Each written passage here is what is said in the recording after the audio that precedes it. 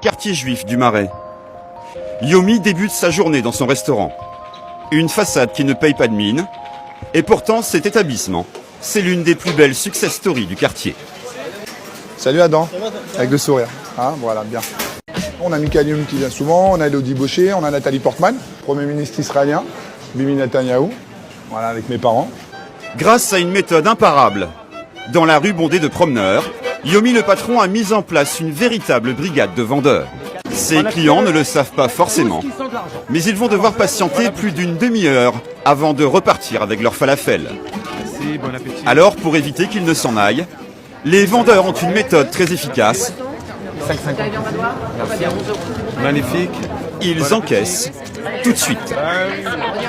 Vous payez à l'avance pour être sûr de repartir. Non, c'est pour vous faire gagner du temps. Ah, je ne veux pas occuper 2 fois la même table. Moi, je vous dis que vous aurez fini. Mathieu sert les clients le plus vite possible pour laisser la place au suivant. Les clients ne restent que 20 minutes. Pour ne pas dépasser ce délai, là encore, le restaurant a une astuce. Pas de dessert ni de café. Ah, on y va. Et pour éviter que les clients ne traînent trop à table, Mathieu n'hésite pas à les pousser vers la sortie. Car juste en face, il y a un restaurant de falafel en concurrence frontale avec Yomi. Chez Martine, ambiance plus détendue. Une assiette de pitotes et 2 boissons. Martine récupère aussi comme client les déçus d'en face.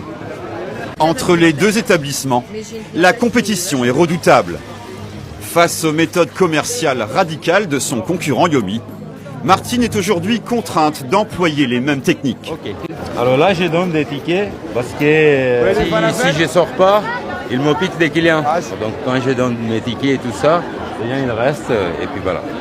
Ensuite, bonjour, un falafel, alors 5,50. Je vous rappelle qu'à emporter, il y a 2 vitrines, messieurs, dames, c'est impressionnant, mais ça va vite. Vous avez le choix entre Top Chef ou Cauchemar en cuisine, c'est vous qui décidez. Ah, il leur dit de venir chez eux. Parfois, il dit que c'est la même chose, qu'on est c'est la même boîte. Voilà. J'ai mon avocat il n'y a pas longtemps, il faisait la queue. Et ils lui ont dit, c'est la même chose, venez en face, c'est pas la peine d'attendre. Mon avocat, donc il ne peut pas me raconter des conneries. C'est petit, d'autant plus qu'il n'en a franchement pas besoin. C'est vraiment juste pour m'emmerder. Bonjour. Dernier rebondissement dans cette guerre commerciale. Il y a quelques mois, Yomi et un associé ont acheté les murs du restaurant loué par Martine. Yomi m'a dit clairement que son but, c'était de me faire fermer. J'imaginais pas un instant que ça pouvait être comme ça un quartier. J'ai trouvé ça pourri. Yomi, lui, prétexte une simple opération immobilière. Est-ce que c'est un moyen d'éliminer la concurrence? On va pas dire non parce que ça serait mentir. Mais le but premier, c'était de faire un investissement. Il se trouve que c'est eux. Voilà, ça aurait pu tomber sur une boutique de fringues, sur une boulangerie. Voilà, c'est tombé sur eux. Donc en même temps, effectivement, j'aurai un concurrent de moins, oui. Mais Martine a bien l'intention de garder sa place.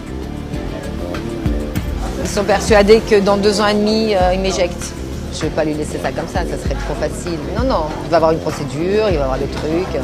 Je vais encore rester un petit moment en face de lui. Je suis très patiente. Ah, j'ai une patience d'ange. Mais vraiment. Dans la rue des Rosiers, la guerre des falafels est loin d'être terminée. En attendant la bataille judiciaire, Yomi prépare l'avenir.